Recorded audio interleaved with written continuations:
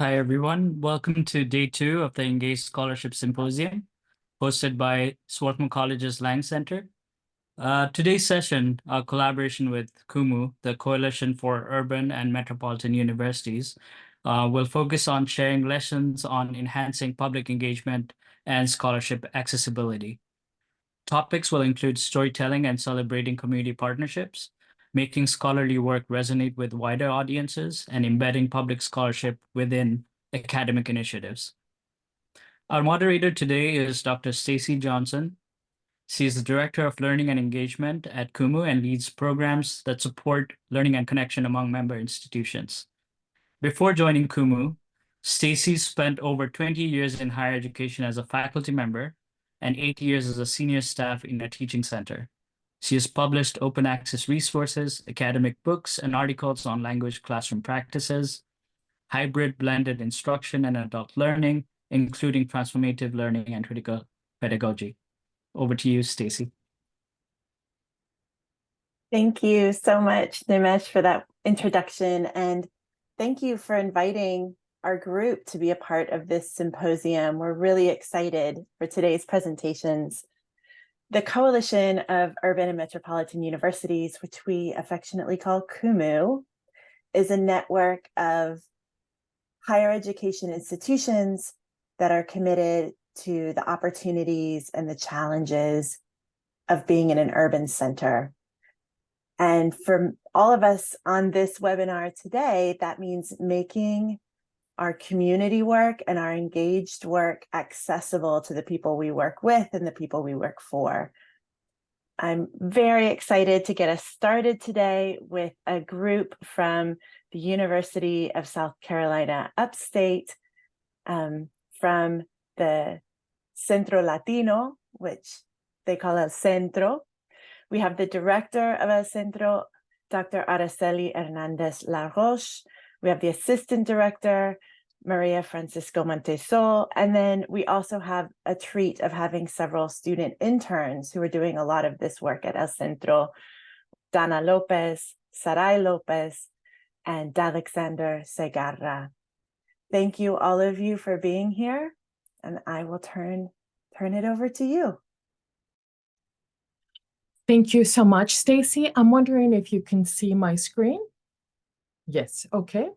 And hopefully I know how to manipulate it. Hola, bienvenidos. Welcome, everyone. Bienvenue. I'm the founding director of South Carolina Centro Latino with Maria Francisco Montesol. And today you have our power team in front of you, and we all hope to share a little bit about making our work public. And as you can see, we have 3 pillars: Latinx interdisciplinary studies, how we talk about the growing Latino community in South Carolina. It has grown tremendously in the last 20 years. The largest growth really in the country has been here in the Southeast, and in particular in South Carolina. So how we speak about this community in English and who we invite to campus. They're emerging scholars, but they're also civic leaders. In this first pillar, civic leadership is very important, not only to attract and retain students, but also to get them to be public scholars and to share their insights from all of their different disciplines so they can help us build South Carolina and the world. The second pillar is the multilingual public humanities. So as you can see, all of our pillars are public facing. And we have the third pillar, Maria's specialty, translation and community interpreting. We need a lot of translation services, especially in the service sector, where translators and interpreters are normally not invited. And now I'm going to go to the next slide. And I just want to share with you that, yes, I am a full professor. I've been a full professor now for 2 years, but my journey began earlier than that as an assistant professor, as a tenured professor. I felt that I was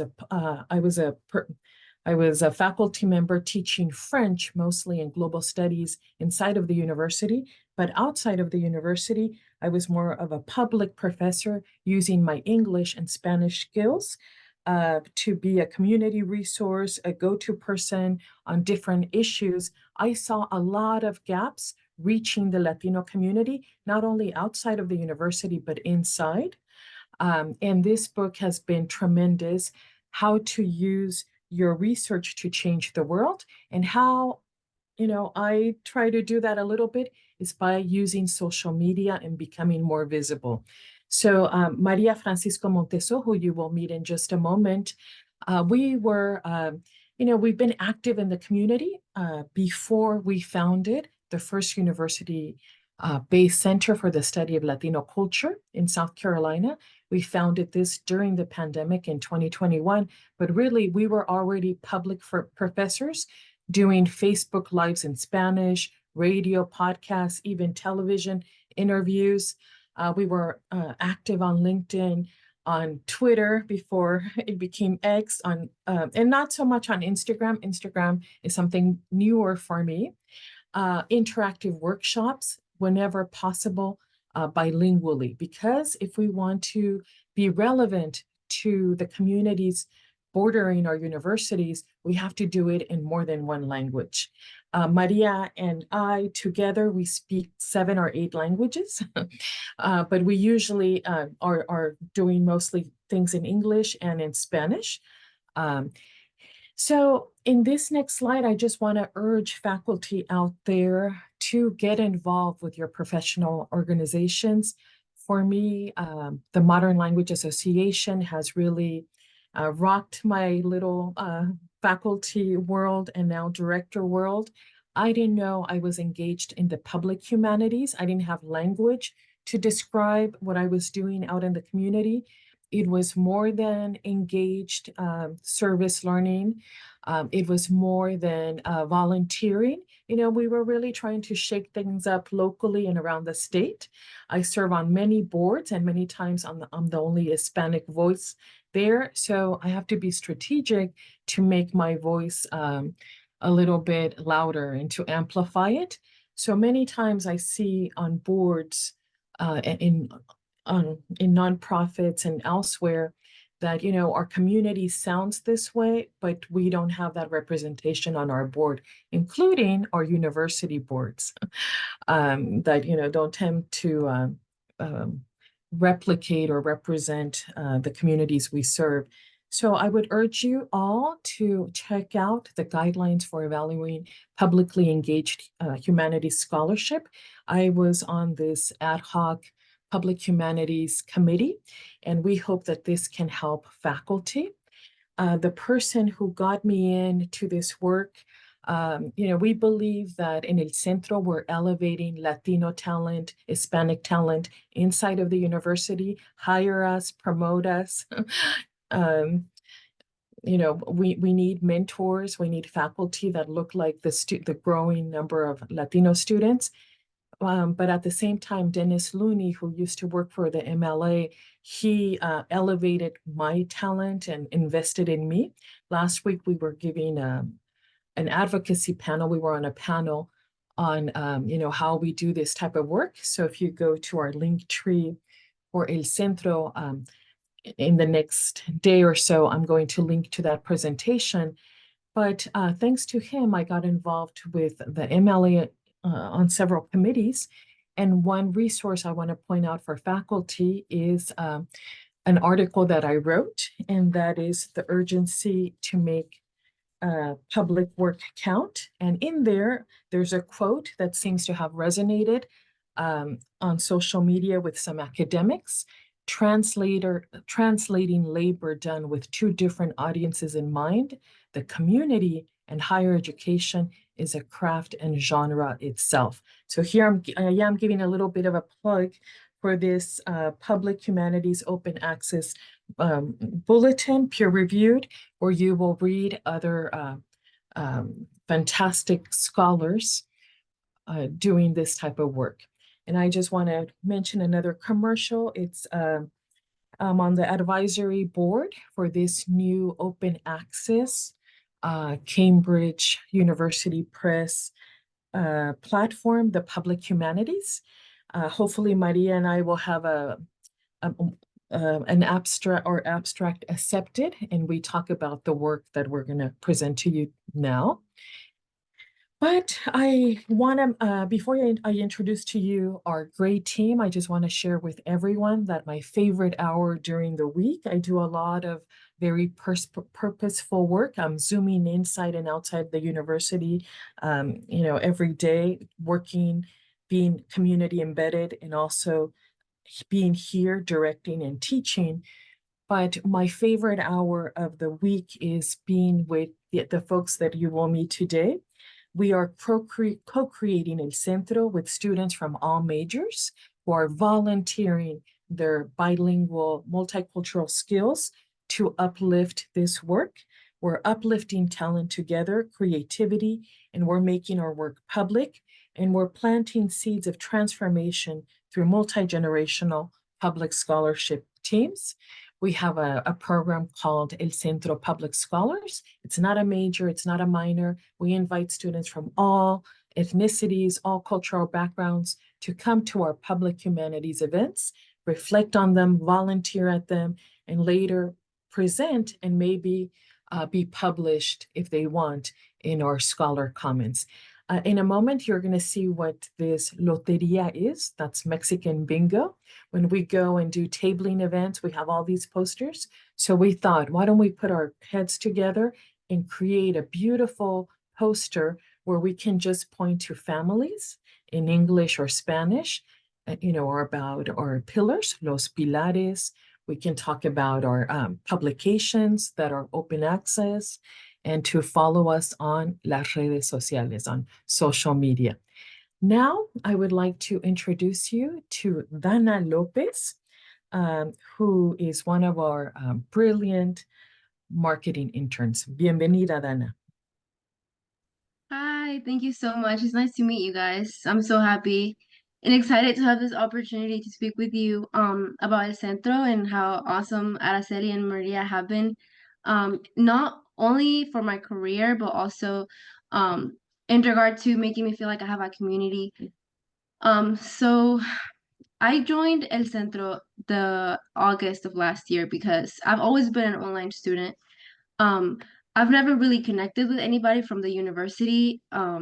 So I decided it was finally time to add some things to my resume, maybe find an internship, find some more people that I can connect with before I graduate, because there's no way I'm not gonna meet anybody, right, before I leave. So I went to a networking event, and that's where I met Araceli. I loved everything that they provide and what El Centro is about and what they offer to the community. So I decided to volunteer and maybe offer a little bit of what I know in regard to my marketing skills. And then I was offered an internship, which is so awesome. I would have never thought that I could work for the university. So it hasn't just been great for community, it's also been great for my career. I have more experience in regards to graphic design and marketing and running social media and networking, speaking to a group of people. It's been giving me great experience. Also, I was able to get a class credit from doing this. So now I can share what I'm doing to other students that have nothing to do with any of this. So for my class, I have weekly meetings with my classmates, and we speak about how our internships are going, what it's about, how we can volunteer. So yeah, I mean, now they know, and now I'm making it public, and I've had lots of people ask me on how to join, so it's been great. Thank you so much, Dana. I know you have a big presentation. You're going to give a presentation Yes, to your Dean of Business because you're in this Friday. business, Yes. and I know you're going to impress. Thank you Well, so much. muchas gracias, Dana. We're now moving on to the bienvenido. Hello, everybody. Thank you for having me here. I do apologize if there's background noise. I'm in a public area right now. But I do want to talk about today how we make our work public for El Centro. So thankfully, I was able to meet Araceli and also Maria at the networking event with Dana. And we were able to get this opportunity to not only be a part of El Centro, but be more involved with it in an aspect of marketing for it. So this would have been in the fall of 2023, and it was my first semester. And going into University of South Carolina Upstate, my first impression was to get involved with as many as possible, and thankfully I was able to connect with Araceli and Maria in this community, which I found very important for other Latino students. So not only I was able to connect in that way, but I was also able to improve on my skills and my career by focusing on social media and engagement. So part of my background is focusing on entrepreneurship and growing some ventures I have on the side. And through this internship, I was able to master my craft and also engage with different types of communities and different types of students and eyeballs that I wouldn't have been able to if it wasn't for El Centro. So I was able to do that. And not only that, I was also able to use some of my knowledge to help El Centro with using different softwares and tools that El Centro wasn't using before, such as Linktree, Monday.com as a CRM to help push projects and maintain everything more organized. And I feel like that's been very great for us. And another thing also is the purpose of it. One of the things I ask myself all the time whenever I'm going through my ventures or maybe going through a sale process is figuring out the purpose of what I'm doing, because it helps me have a clarified mind of what I'm trying to get out of it. And so with that question alone, I feel like we were able to push a lot of meaningful content out there that was able to connect with a lot of students, that allowed for students to not only show up to our events, but continue to repeatedly show up to more events. So that's what I feel is very important about pushing our work and making it public to other students. Thank you so much, Dee. I know that thanks to you, Dana, Sarai, everyone, we've been able to increase our social media engagement. And we really appreciate you being here today. Now we're going to go to Sarai. Oh, before we go to Sarai, just to show you, thanks to this great team, we've had Instagram for a year. We grew to more than 1,000 followers. We put it on LinkedIn. Stacey gave us a shout out. Do follow us on our Linktree. We also do scholarship. We published with and wrote with a professor in Mexico and graduate students at 3 universities in Mexico, a book on migration. It's been downloaded in more than 26 countries. So we do have a scholar commons. And now, Sarai, bienvenida. Hello, everyone. It's not allowing me to share my camera. Can you guys hear me? Yes, yes. Okay. So I am a graphic design student, and I was able to meet Araceli last year. It was because of my service learning class. If you want to continue, we had a service learning class, my graphic design class, and all the class we made infographics for El Centro Latino. I was able to make informative visuals for El Centro. These visuals, I think they make information easier for people. And for mine, I did it in Spanish. I was the only Spanish speaker in my class. So I thought it would be really helpful for them since they do bilingual stuff and material. So I really enjoyed doing this project in Spanish. I was really inspired by this, and I wanted to show some of the Mexican embroidery patterns on the background to show more of the cultural side of this. I also, if you want to go, yes, thank you. So for La Loteria, so for this Mexican, like it's a traditional Mexican bingo, and I got really inspired by the original one. The illustrations, they're like it looks like hand-drawn illustrations, which is what I did for my illustrations. I made all those by hand on my iPad, and I really enjoy sharing this cultural side of the Mexican culture, and I was really happy with the final project. I just wanted to share some of my creativity, and I'm just really happy to help spread the word with El Centro through images and creative visuals. Muchas gracias, Sarai. I know that this weekend we have a Southeast Immigration Conference that El Centro is co-hosting with Wofford College. And we have already like 300 printed loterias that we're going to provide to the conference participants so that they can learn more about El Centro, and all of us are presenting there. So it's the last week of classes and somehow we're still presenting and sharing the love for El Centro. Finally, we have Maria Francisco Montesor. Bienvenida, Maria. Hola, hello everyone. My name is Maria, and I'm the Assistant Director of El Centro Latino, and I also teach Spanish and Translation and Interpreting Studies here in USC Upstate. And I'm going to talk a little bit briefly about the benefits and challenges of making our work public. So once you go public, right, you create an audience. Sometimes it's bigger, sometimes it's smaller, but you have an audience there. So you start getting the attention from different units, locally and also nationally. And that brings collaborations and recognitions, which brings more visibility, and then it opened more doors to more connections, right? So these, I wanted to show you here a very small, very condensed examples of all these recognitions, collaborations, just a little small part of it. So we have on the left, Araceli was awarded by the GSA Women of Influence Award in 2024. That's a great recognition. That's just one example.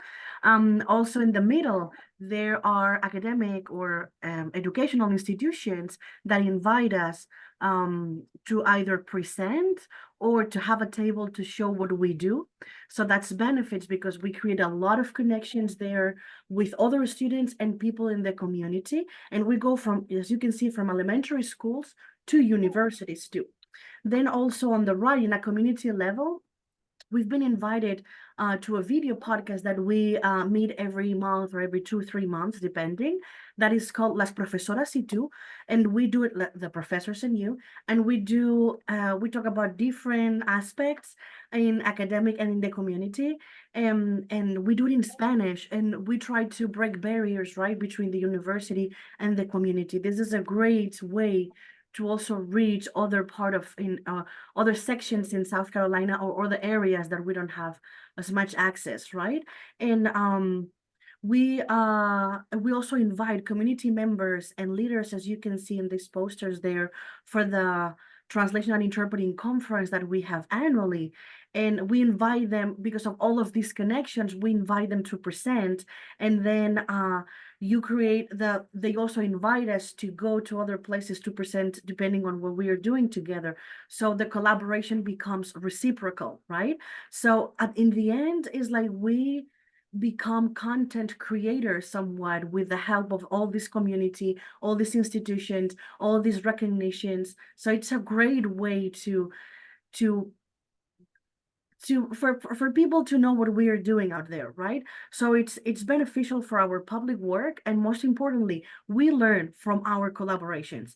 Those connections, they become advisors somewhat, and they bring new ideas, so we can move forward and implementing those ideas that those people that we've been meeting, they bring to us, right? So if we go also to the next slide, here we see also a small example of public work that we do with our students, making service learning and community engagement projects, because in the end, these projects, they become a product, such as the translations that we create.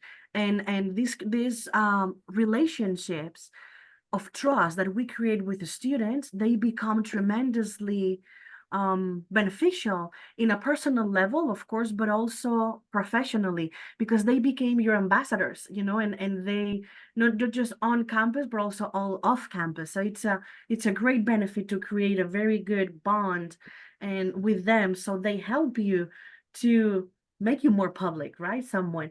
So thanks to all of these and much more, our mission and our goals propagate, right? And we become like academic activists, I would like to say, or something like that, advocating always for humanities and language access, among many others.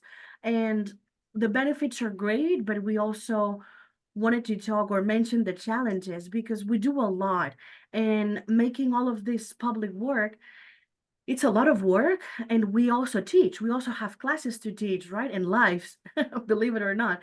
And also our interns, they have classes that they have to attend, and they have jobs like today, right? That they are putting on the side to be in these presentations. So if we want to keep the work that we're doing, we need more opportunities to open maybe more full-time positions and create a team to make this at the same level that we are doing it right now, or even further, because this is time that we use. It's our free time many times that we use, and you need to be dedicated and you need to have passion for what you do. Otherwise, it's hard, but at the same time very beneficially, like professionally and of course academically. And another challenge is that, well, sometimes visibility could make you vulnerable, so you need to learn how to cope with that. It's not impossible, but it happens, and it's there, no? And it's good to talk about it too. Yes, and this is a whole different conversation, but you know, being very visible also makes you sometimes a target. And again, that's a whole different conversation, and also it ruffles some feathers because some people expect you kind of to be in the background, but if you really want to change, you make change possible, you have to be upfront. But here I just want to point out the billboard, the view book. This view book is 27 pages long, and Maria, in her translation and interpreting courses, they translated this view book in consultation with the University Communications, last year. So this was a tremendous work. And finally, briefly, I know we're almost out of time.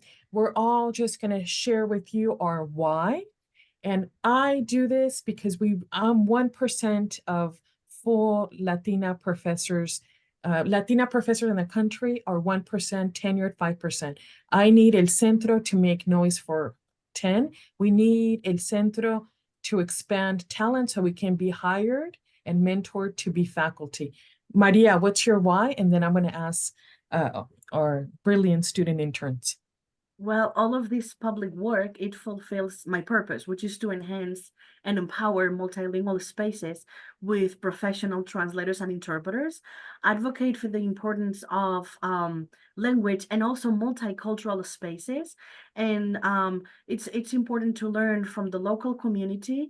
And this job, my why is also because doing what I do puts a smile, even it's in my times corny, but it puts a smile on my face every day, and I do what I do because it makes me happy, actually. Gracias, Sarai. My why would be to share creativity with the community, to represent the Latinos in this aspect of the graphic designs, that it's not really like there's not a lot of people in graphic design in this area. So I just like to give some representation and share what I can do. Gracias, Dana.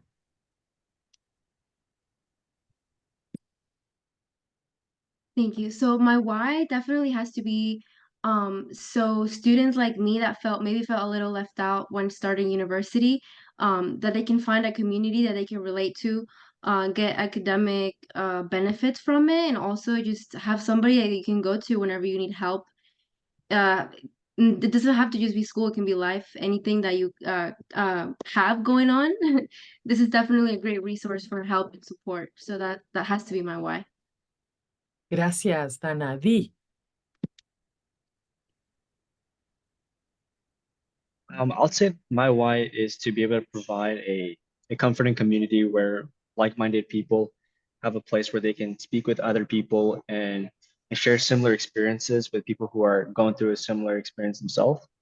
I'd say that's mostly my why, and also besides that, there's a lot of benefits such as the ability to talk to people about other academic conversations and seek help from people who you can trust because you've been around them for a good amount of time. Oh my God, gracias. And we all know all the posters you've seen, all the images were created by our team, but it's all about graduation.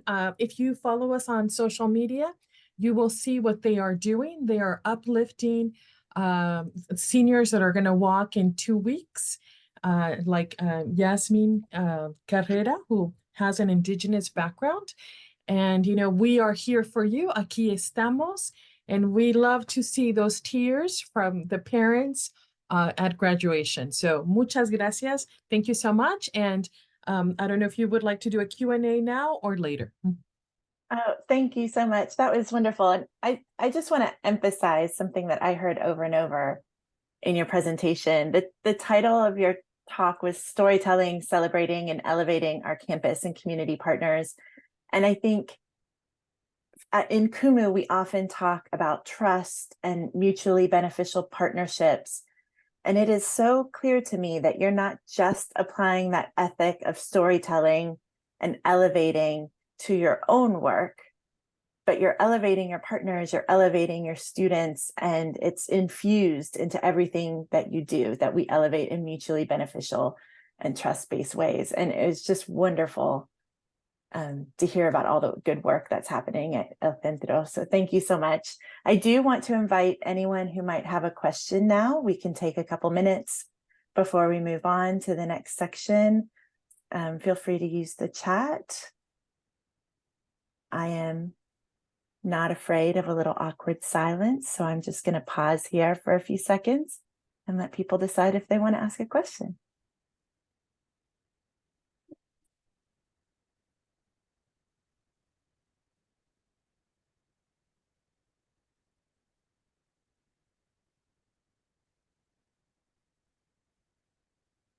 All right, panelists, please be sure to look at the chat as well, because you had several comments from people who also appreciated what you brought to the table today.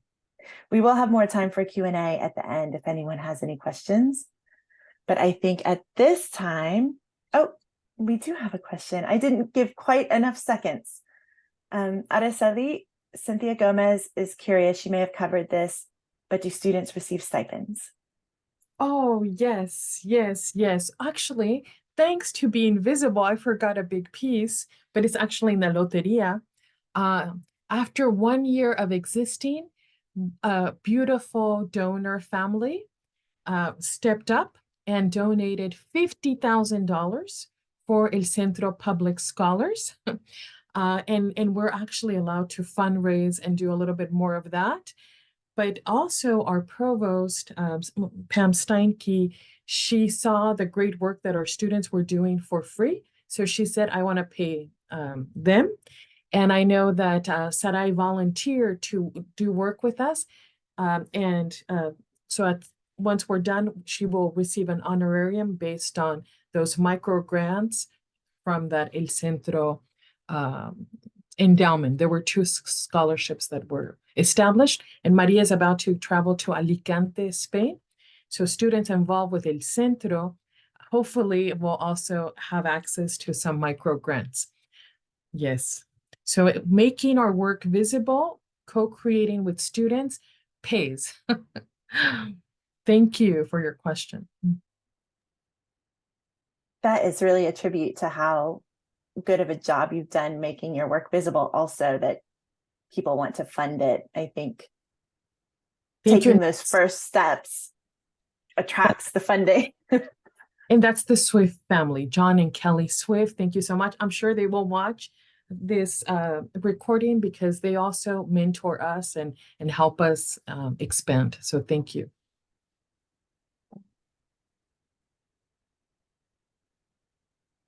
All right. Thank you so much, University of South Carolina, Upstate. That was wonderful. Thank you. Our next presentation is about making scholarship more accessible to audiences and community partners. One of the great things about this panel today is we have an academic center, and now we're changing gears completely, staying with the same theme of making our work public, but we get to hear from Ted Polly, Research and Instruction Librarian at Indiana University, Bloomington, and Jerry Odell, Director of the University Library Center for Digital Scholarship at Indiana University. Is it just Indiana now, or do I still say Purdue? Not sure which name to use, actually. You can say Purdue until July. Yeah. Okay, there you go. Indiana University, Purdue University, Indiana. So thank you so much. We can't wait to learn from you. I'll hand over the reins. All right. Thanks, everyone. Let me go ahead and share my screen. See if I can do this smoothly. Okay. Can everyone see my screen? Excellent. All right. Well, as Stacey mentioned, my name is Ted Polly. I'm the Research and Instruction Librarian in Social Sciences at Indiana University, Bloomington. Prior to this position, I actually worked at IUPUI for about 10 years. I worked closely with Jerry and the Center for Digital Scholarship. And so I'm fairly new in my role here at IU Bloomington. If I still use we when I talk about IUPUI, that's why. So apologies for any confusion that might create. I'll let Jerry introduce himself. Yeah, I'm Jerry, and I'm the director of the Center for Digital Scholarship, but until recently, Ted was the director of the Center for Digital Scholarship. So it's been a transition for both of us. All right, so a little background about IUPUI, and I think we're still going to call it IUPUI, at least for this presentation. I think will provide some helpful context for what we talk about in terms of how we think about sharing scholarship and research with community members. So IUPUI is part of Indiana University, but it has a culture and a history that's distinct from the rest of the university. It's a public research institution enrolling about 27,000 undergraduate, graduate, and professional students. It was founded in 1969 as a partnership between Purdue University and Indiana University in Indianapolis at the encouragement of then Mayor of Indianapolis, Richard Lugar. And in 2022, Purdue University announced that it's going to be leaving the university. Starting fall semester 2024, it will officially be known as IU Indianapolis. However, despite these recent changes, IUPUI has a long history of community engagement, and central to IUPUI's mission is building relationships with the surrounding community in Indianapolis. Specifically, the mission emphasizes commitment to civic engagement, external partnerships, and contributions to the well-being of the citizens of Indianapolis, the state of Indiana, and beyond. At IUPUI, we use the terms translational research and community engagement somewhat interchangeably, and we might do so in this presentation. And while there are, many distinctions that we can make between the two, at their core, I think both are concerned with research that addresses pressing community issues. So this idea of IUPUI as a translational campus goes back to Dr. Sandra Petronio, who is an IUPUI faculty member in communication studies and the spouse of our former chancellor and now Chancellor Emeritus Charles Vance. When Petronio and Vance arrived at IUPUI's campus in 2003, they immediately picked up on this culture of community engagement, collaboration with community partners. And both Petronio and Vance worked to establish centers and programs and advocated for incentives that recognized scholars who were doing research and work that makes an impact beyond IUPUI's campus. Partly as a result of their work, the culture at IUPUI that is interested in pursuing community engaged research has really flourished, and there's a really strong sense that the campus is inextricably linked from the community in which it exists. And there's also a really strong desire to engage in participatory research with community partners among IUPUI faculty. In fact, according to the IUPUI Office of Community Engagement, over half of faculty at IUPUI have engaged in some sort of collaborative research project with a community partner. So when we talk about community access to scholarship, what exactly do we mean? We're essentially talking about public access to scholarship. So in addition to educating students, one of the primary functions of a university is to create new knowledge through research, scholarship, and creative activity. The advancement of this knowledge, however, relies on publishing mainly in academic journals. And a lot of those journals and the journal articles published in them are not easily accessible to community members due primarily to cost. The previous presenters talked about great work that they're doing to make the research that's happening in El Centro open access. And I think that's a great way that researchers and scholars can provide community access to research outputs. So researchers and scholars can pursue open access pathways in a variety of ways. Individual researchers can make their work open by publishing in an open access journal. They can also make copies of their work available in institutional repositories hosted by their universities, or in subject-specific repositories that any researcher can use, such as Archive or Social Archive. This practice is known as self-archiving, and Jerry's going to talk a little bit more about a case study in that at IUPUI. Researchers can share more than just their publications. They can sometimes make their data openly available, and they can also make their code or research methods, things like that, openly available. When we talk to faculty members and researchers, we really encourage them to think broadly about sharing their work, not just their publications. And we also encourage them to not let assumptions about how their work might be used or if others will find it useful dictate how or what they share. So why is community access to scholarship so important? There are a variety of reasons, but I'll highlight two major reasons. First, we think it honors a university's commitment to its community, and by providing ready access to quality information, it directly contributes to the well-being of citizens. Community access to scholarship is an important piece of a broader community engagement effort that I think is really important or vital to a lot of urban universities. In fact, I think the overwhelming majority of CUMU universities list something related to community engagement in their mission statements. So it's something that our campuses care about. Community access to scholarship is one way we can contribute to broader community engagement. I think particularly for research that is itself community engaged, so it's collaborating with community partners, it's really important to make those research products available back to those same community partners who participated in the research, lent their voice to the research, or who are facing issues that the research seeks to address. And then in terms of federal funding, so for research that might receive funding from a federal agency like the National Institutes of Health or NSF, most of that funding is going to have a public access mandate or provision attached to it. So anything that results from that funding, any research that results from that funding should be made available to the public, the taxpayers who helped fund that research. Zooming out, I think from just the federal funding, if we look more broadly at public research institutions that are themselves in part funded by taxpayer dollars, taxpayers in the community, I think those public research institutions also have a duty to help make the research produced by their faculty and scholars openly available as well.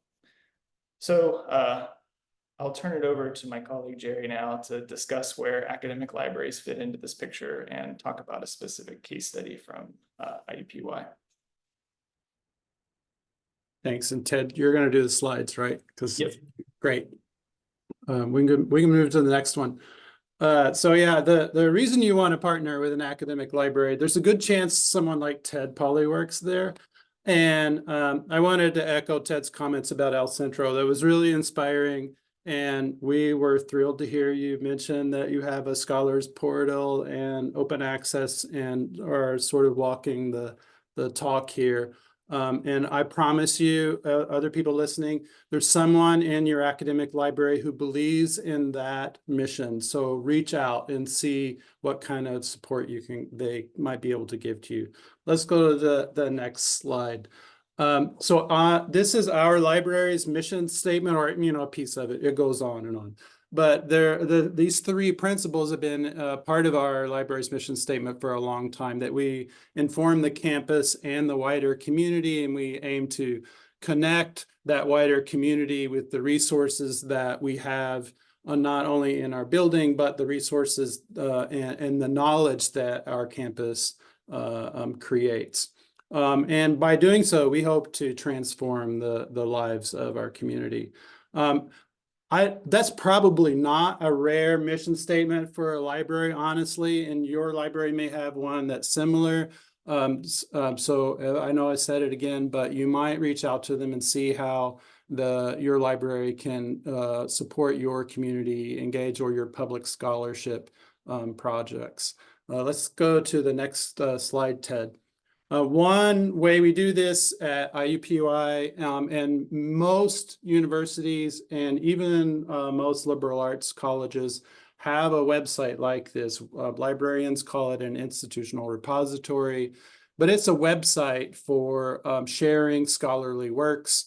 You'll frequently find dissertations and master's theses in these kinds of websites. At IUPUI, partly because of the mission of the university that Ted described, we've been really assertive in how we aim to share works by our faculty and our students. And we launched this site in 2004, and it now shares about 38,000 items by our faculty and students, and we add a good 2,000 to 3,000 items every year. And all of them are paywall free, and most of them, no one had to pay an article processing fee or something like that to make it open access. And because we're a library, we're pretty careful about following copyright. So let's do the next slide. I don't even know what's on it, Ted. Yeah. So it's been around a while, right? So 2004. So we've tried a lot of things with community engaged scholarship programs on campus. And some of them have worked well and some of them haven't gone so well. The early adopters, the Institute for Engaged Learning used to be called the Center for Service and Learning. So they do most of the campus's work to help students engage with community organizations and do learning projects with real world implications. And that program was great about uploading scholarship about doing service learning and uploading tools for how to assess it. And they continue to be great with that. And then the Office for Community Engagement that Ted mentioned, they do the same, pretty good. Their annual reports are there, and some of works by their staff are also shared. And then around 2018, we tried to do this model where faculty would identify in their annual review or in other survey kind of mechanisms that they had produced a work of community engaged scholarship. And then we would reach out to them and say, hey, since you're working with a community, why don't you make that work accessible to the community? That didn't go so well. I don't know, people ignored the emails, just not the response rate we hoped for. But this last program that we wanted to focus on today has been really successful, and that's the Translating Research into Practice Center and Program. And Ted, let's do the next slide on that one. Yeah, so we kind of joined forces with TRIP, Translating Research into Practice, and IUPUI scholar works. And I'll go into, let's do the next slide, Ted. So TRIP launched just a few years after the institutional repository launched. We launched the repository in 2004 and TRIP showed up in 2007. And Ted gave you a brief overview of how it got started. And also that we kind of use these terms interchangeably. Like the definition that we're currently using for what is translational research is that researchers are collaborating with community leaders and groups and producing something meaningful that solves a problem in the community. I'm kind of a participatory-based research purist, so some of those things don't always look like community engagement to me, like building a new engine with Rolls-Royce. I don't know, but we wanted a big umbrella really to ensure that everybody felt like they were represented and participating. The program has an award every year, like an honorary award, and one faculty member is selected for their many years of work and given $1,000 for their community engaged work. And then it has a research grant that it gives to a team that might be doing a community engaged project. And all of that is endowed with that gift from the former chancellor and his friends. And then in the pandemic, when we were all kind of forced to go home, well, not kind of, really forced to go home, the Center for TRIP launched a Scholar of the Month program, and it was a virtual presentation. And that's when our partnership with TRIP really picked up and started gaining steam, because every month there's one scholar on campus who's doing community engaged work, and they get kind of center stage. Their community partners come, they give a talk. So we've been working with this model for a while, and I will go into more of that on the next slide, Ted. So here you can see one that Ted designs excellent slides, and this is what I design. So there is a lot on this slide. But I wanted to put so much here so you can kind of see what we do digitally. So the first screenshot there is Crystal Morton's Scholar of the Month page on the TRIP website about her work. It's a photo of her working with students in our community. We mirror that as much as we can in the institutional repository. And then in the institutional repository, we build a collection dedicated to Crystal Morton, in this case, to her community engaged work. When it's her turn to be the presenter for Scholars of the Month, our community members, everyone who comes to her talk has one link they can go to get all of her works, whether they're academic or more community engaged in some way. And so there's an incentive for her to participate in this program because she's going to get more readers. And then the TRIP office does a great job of selling this for us and telling the community and our other faculty members that we do this for the Scholar of the Month. And so that's been working great for us so far. Let's do the next slide, Ted. So the outcomes of doing this are that we have about 3,800 openly, no paywalls, freely shared works that community members can access really easily. And we've done this for 142 of our authors on our campus, and these works are downloaded 1,500 times a month. Ted and I and two people from the TRIP office just recently wrote an article, which you can find at Metropolitan University's the journal. So please check that out.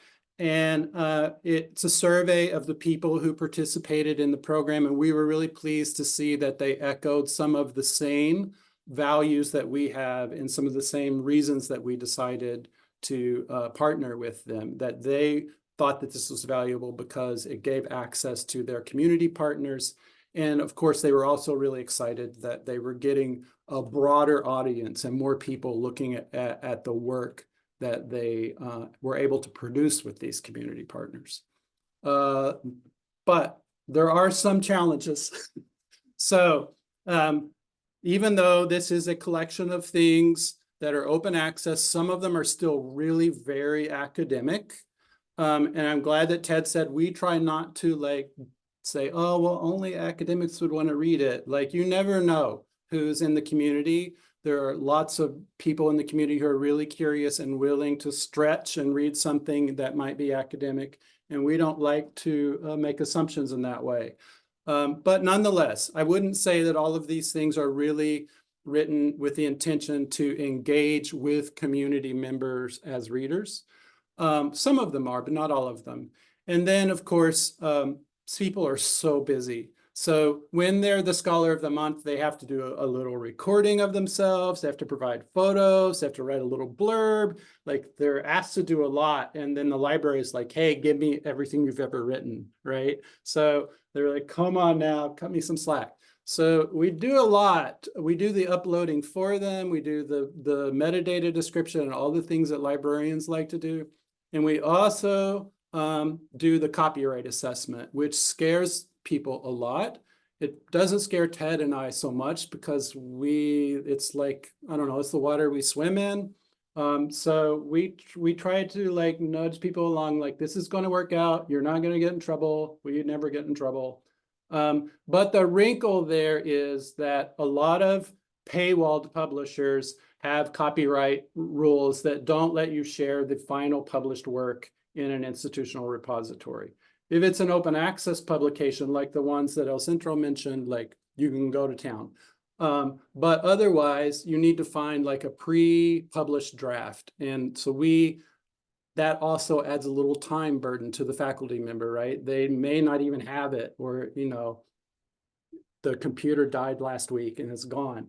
So, but we do our best to find those and make those accessible too, because we want to, if even that is better than nothing for our community partners. And then, of course, Ted and I and people in the TRIP office also have other responsibilities too. So I'm just trying to say it is some work, but we have found it to be valuable.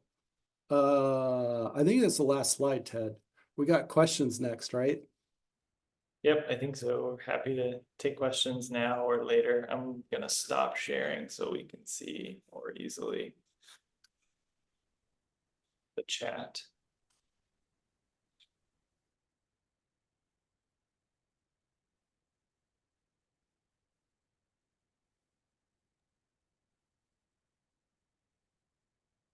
What do you guys want to talk about while we wait for people to put their questions in the chat?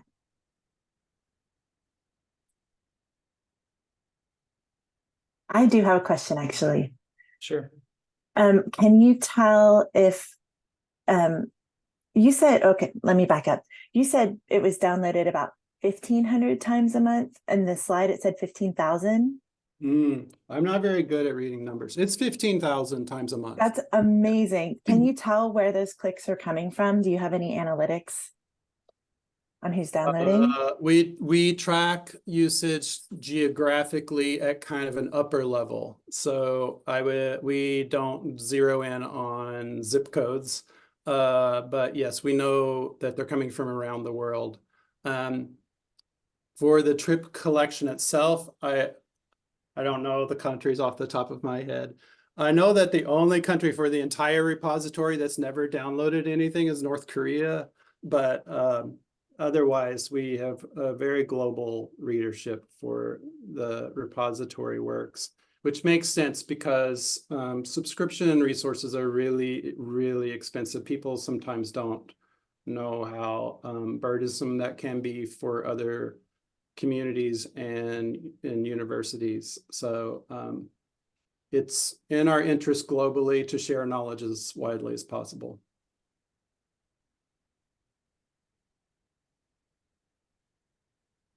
Ted or Jerry, would you like to read the comment out loud?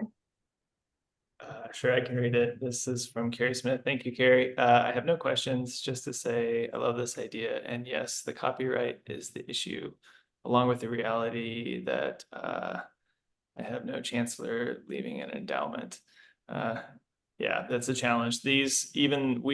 Our repository runs on open source software, but it still requires time and energy, and that's an expense. Yeah, and then not to mention, as Jerry said, just the time and energy expense of the actual, labor of doing the work. And then actually, I do have a question. Doubly archived on the repository and authors or centers websites. How would that work? I can take that one, Ted. Sure. It works is the answer. And Ted and I have a cliche. Is it a cliche that lots of copies keep things safe? So if you think about the internet, right, you can find the same news story on lots of different websites. And I do not discourage researchers from sharing a product on more than one portal. The more the more places you share, the more eyeballs that see it. There are times where you have to worry about copyright. For example, there are some publishers which do not want you to share a work, even a preprint, like a draft version, on a for-profit website. So you're going to have probably better chances doing it at nonprofit places like your institutional repository or your university's website. If you have a website, go ahead. If it's managed by the university, right? And not like a for-profit Wix or whatever, that you'll be safer in that way. But yeah, I wouldn't hesitate to share it as widely as possible. Institutional repositories are a little better at discovery because they're run by librarians, so they know how search engines want to see scholarly works. So you are going to get a bit of an advantage of putting it there as well as other places.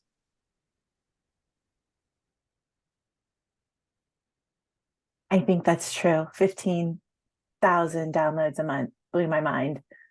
I have another question. Question from Alex Lee. What impact do you want on your readers when studying your academic articles? I think it depends on the reader and depends on the thing that they're reading, right?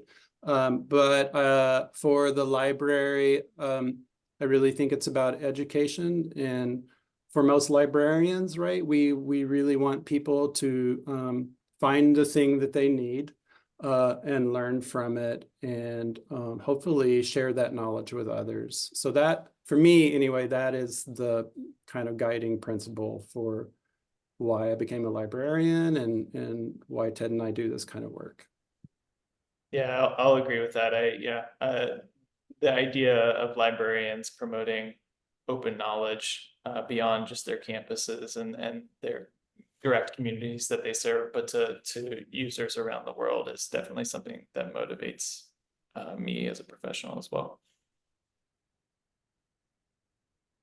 I can also find a thread that connects our first two presentations here. Our friends from El Centro said that they want to make their work public because they want to do advocacy and activism around the things that are important.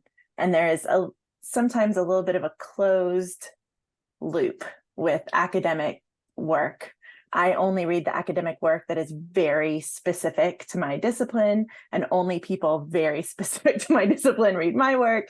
And so opening up that loop opens up the possibility for advocacy that didn't exist before. And I have to tell you, listening to this presentation has been so motivating for me to get to my academic library and figure out who is the enthusiastic person who is doing this work that I can partner with and find out what's happening on my campus. So thank you for opening my mind. Definitely. Yeah, for just a tip for people in the attendees, usually those are the scholarly communication librarians or some sort of title similar to that at your university. So if you can find that person with scholarly communication or open access or something like that, or digital publishing in their title, that's a good place to start. So if anyone has more questions, we'll have time at the end to circle back around. But I think it feels like a good transition moment. Thank you so much, Ted and Jerry. That was awesome. Thanks, everyone. Our final presentation of this panel is by Kathleen Krostick, Executive Director of Partnerships and Outreach at Towson University. And we're switching gears yet again, going from an academic center to libraries, and now to thinking about how can community engagement efforts at the university help support faculty development. So Kathleen, take it away. Thank you. All right, let's see if I can also make this seamless. Oh, I think I did. Wonderful. All right, good afternoon, everyone. Thank you, Stacey, for that introduction. So Stacey mentioned I am here to talk about some support that we're providing to our community engaged faculty fellows here at Towson University. I also really quickly want to share a little bit about the overall resources that we offer in addition to the faculty fellowship program that I'm here to present about. There we go. So I am in the Office of Partnerships and Outreach, which sits in strategic partnerships and applied research. It's a pretty unique division for a university. It's actually our externally facing division, which provides a lot of contract work for other organizations. But we're the Partnerships and Outreach team, which helps to navigate relationships between the community and the university. We also just moved under the provost. So now we're kind of step siblings with academic affairs, which for me is really exciting because we have more opportunity to engage with faculty than we did previously. Our office, being that external role, is tasked with leading the campus-wide framework for capturing, supporting, and expanding partnership work and engagement work at Towson and between the community. We fondly refer to that here at Towson as BTU, which gets mistaken for a lot of different things. It just stands for Baltimore Towson University. And what that means for us is elevating and celebrating the work that is happening between our faculty and the community. So through storytelling, through an awards program that we have, and also through this fellows program I'm going to talk about in a minute. We also serve as the front door to match the needs, knowledge, and resources of our community partners to that of our faculty, staff, and students. So we do a lot of matchmaking and a lot of navigating to help get those partnerships developed. We also create access points and convening opportunities, so events and otherwise, to bring together our faculty, staff, students, and community partners to expand the work that we're doing. We actually just had an event this morning called an engagement forum that brought folks together to tie different things together that are happening on campus. And then we also had a BTU roundtable about 2 weeks ago where we featured 5 different partnership and outreach programs, and community members were invited to present on what they're doing, but also bring to the table what else they'd like to be doing with Towson to expand those collaborations. We have what's called a BTU council, where faculty and staff from every college and division are represented. They're kind of the engagement champions, and they strategize, problem solve, and drive projects forward related to engagement work on campus that can be connected to community engagement, civic engagement, business engagement, anchor engagement, all of the engagements. And then finally, we also offer some financial support to faculty and also staff that are doing this work. One of the barriers that were identified really early on was around transportation. So when our faculty and staff are engaging in the community and they want to bring their students off campus, or they want to bring partners on campus, that wasn't really feasible. But we have a mechanism now to actually utilize our campus shuttles to do that, provide parking when partners come on campus. We also offer enrichment support, which is just a big old bucket of anything and everything to enhance engagement work. This could be meal tickets for when a K-12 school is coming on campus. This could be an honorarium for a nonprofit speaker to come. It could be materials for a workshop.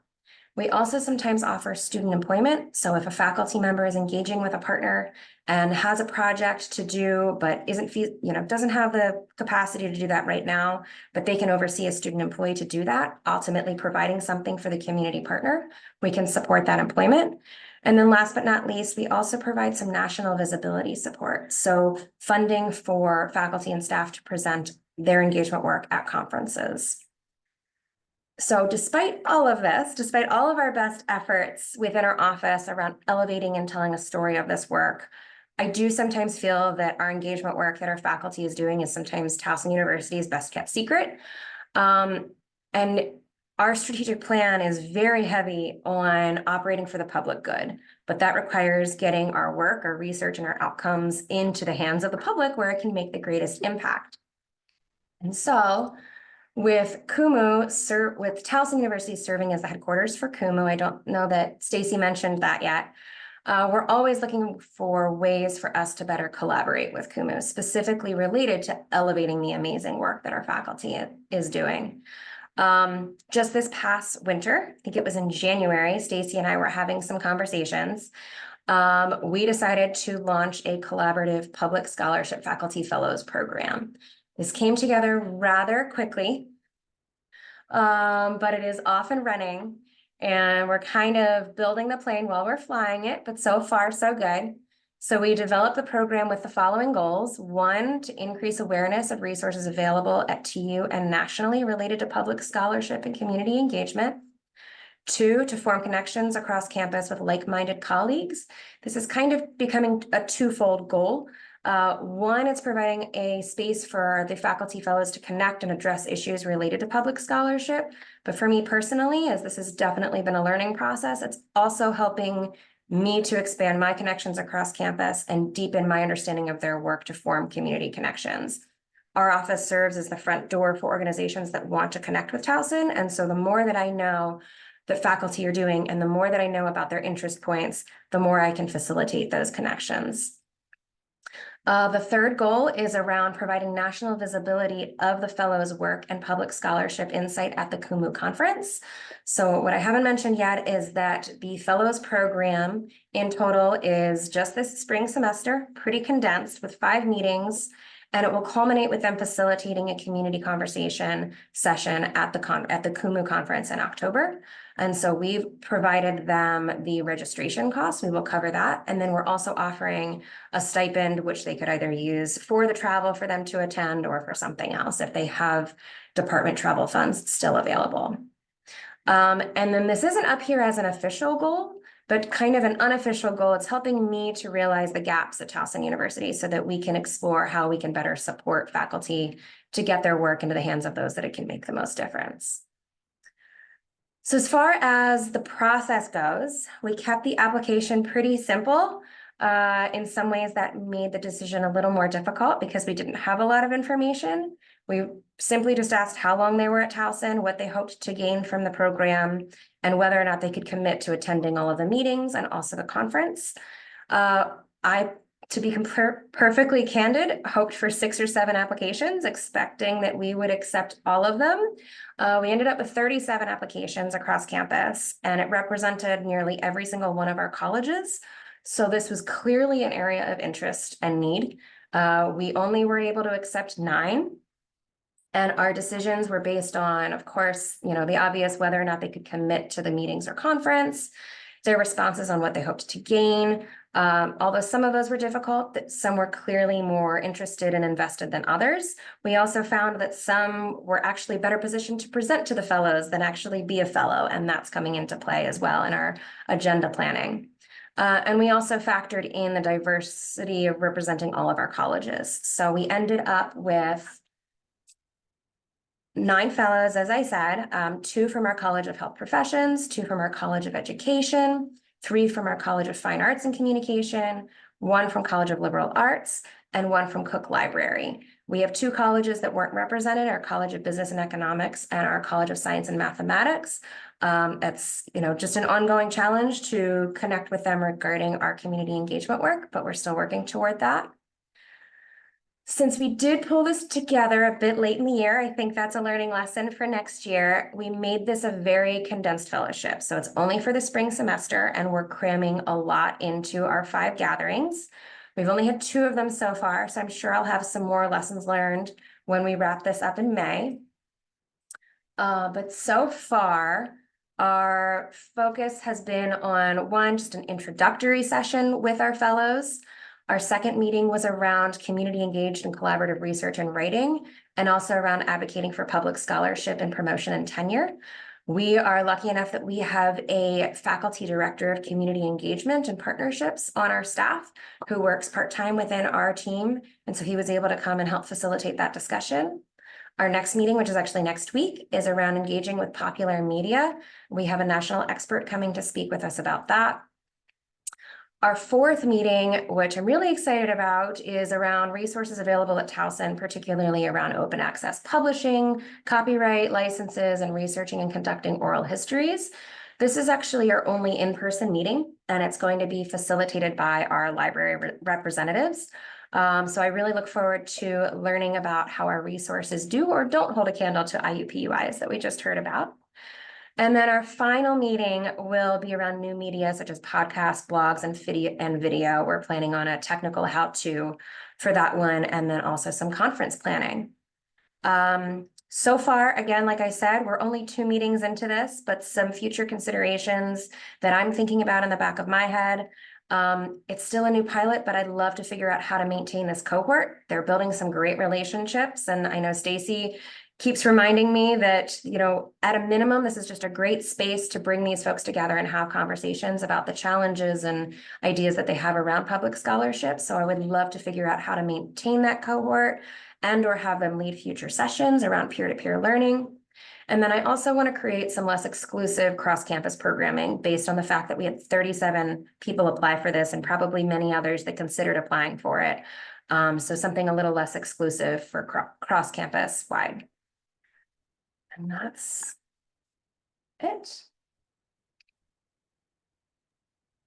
Kathleen, that was wonderful. Thank you so much. I want to add another thread between our presentations, which is that we have assignments that the faculty read to sort of get familiar with the topics of the day before we have our meetings. And for our first meeting, we actually assigned the article that Araceli mentioned that she wrote earlier about making our public work count. So that's another fun thread between our different presentations today.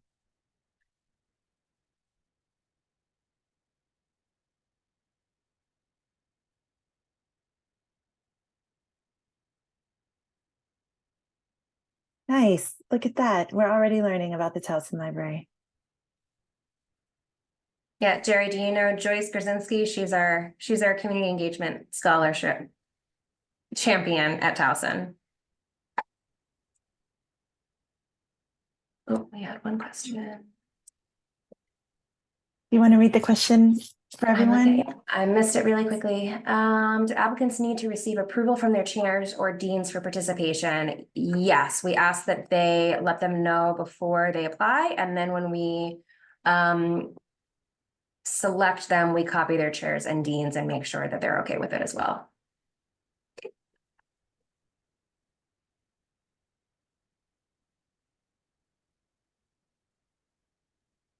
And that also goes for, I know that I don't think this is what you asked, but this also goes for any of the support that I mentioned, that national visibility support, the transportation and everything else. It does require that the chair or department head approve that as well.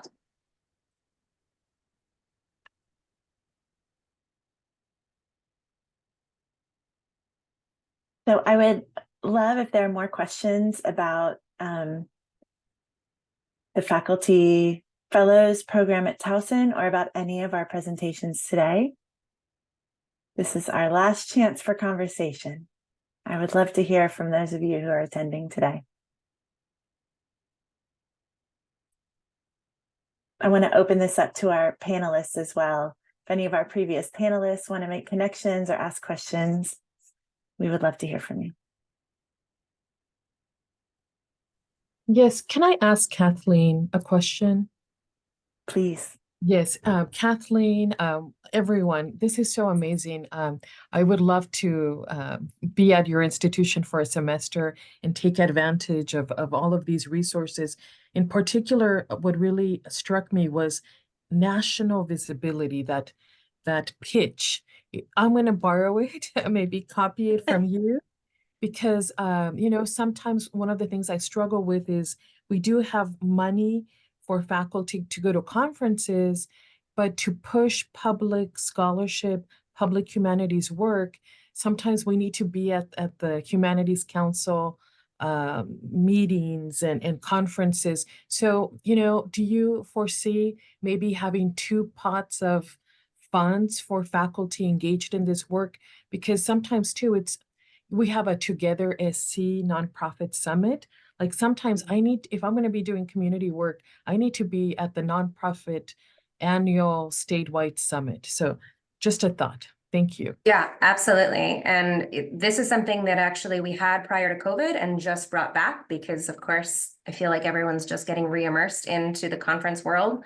But I could absolutely see maybe not even a second bucket, but that being the primary bucket where it's more kind of getting in front of those communities and those summits rather than going to the more academic conferences.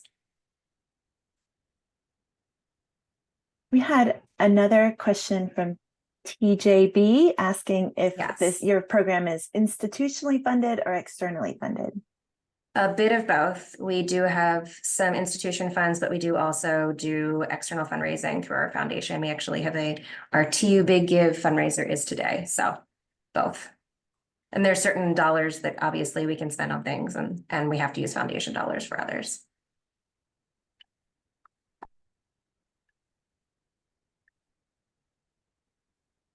So I will also, I'm sorry. No, go ahead. I was just going to follow that up with, I will acknowledge that I know how lucky we are because BTU that I mentioned is just Baltimore Towson University. It was established as a presidential priority about 7 years ago. And so we were very, very lucky that the president at that time who established that as a priority did allocate some funding to this programming that we hadn't had previously.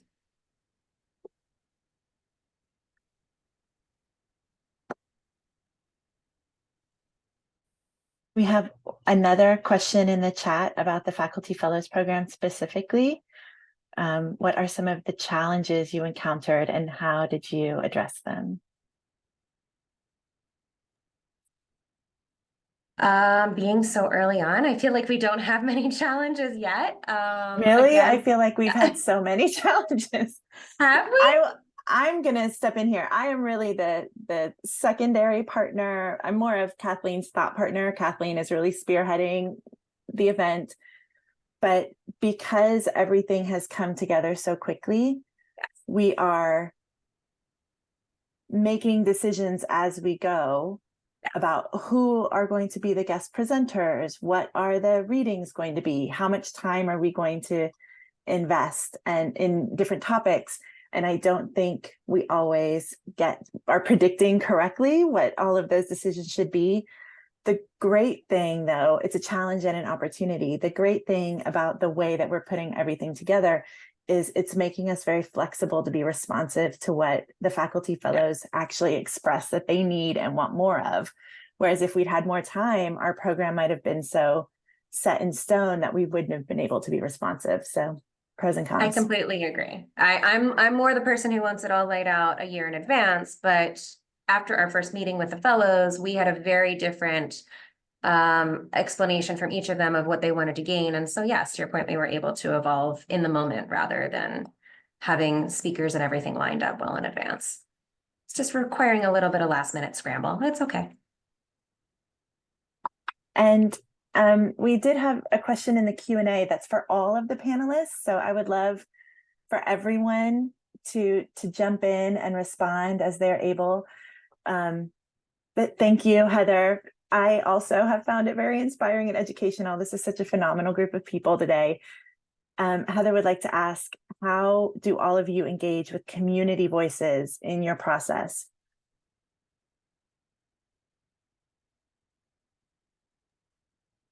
If you would like, I can share, or Maria. But I guess one question that I'm asking all of you is, are we accessible to our community in their languages? That's one of the main points we wanted to make. And, you know, it's not that we need to speak 5 different languages, but think about the role of interpreting. And I see that that Maria is here, but what we do too is we take great pride in not only inviting emerging scholars with masters and PhDs, we invite people with an A+ and knowing how to mobilize communities. And research has shown that for Latino students, when we invite civic voices, civic leaders in dialogue where we learn from them, that actually inspires them more. I don't know if Maria, you want to add anything?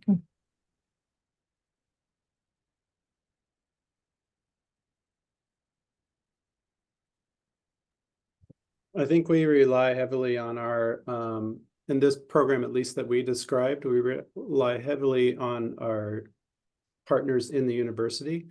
We do have community engaged projects with communities in the Indianapolis area that speak other languages, especially Spanish, of course. My language skills are terrible. So I'm only there in a supportive role. The website we use does have the ability for a user to change the navigation controls to the language of their choice. But of course, we can't translate everything that someone might upload there. So what they download will depend on what the language that item might be in. We do have many different languages represented in the materials that are shared there. Ted, did I miss something?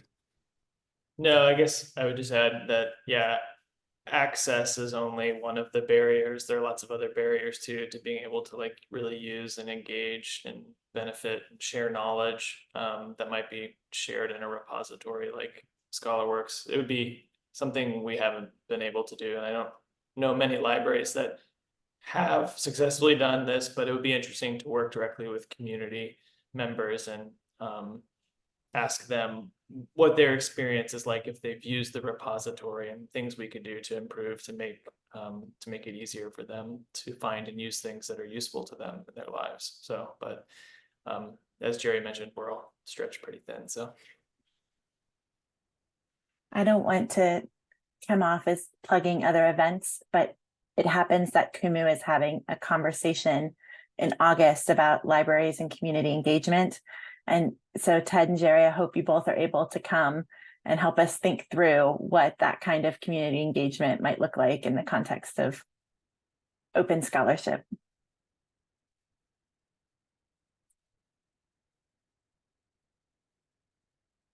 Well, this was wonderful. Such a insightful questions, such wonderful presentations. I'm extremely grateful to the Lang Center at Swarthmore for inviting us today and allowing us to be part of this event.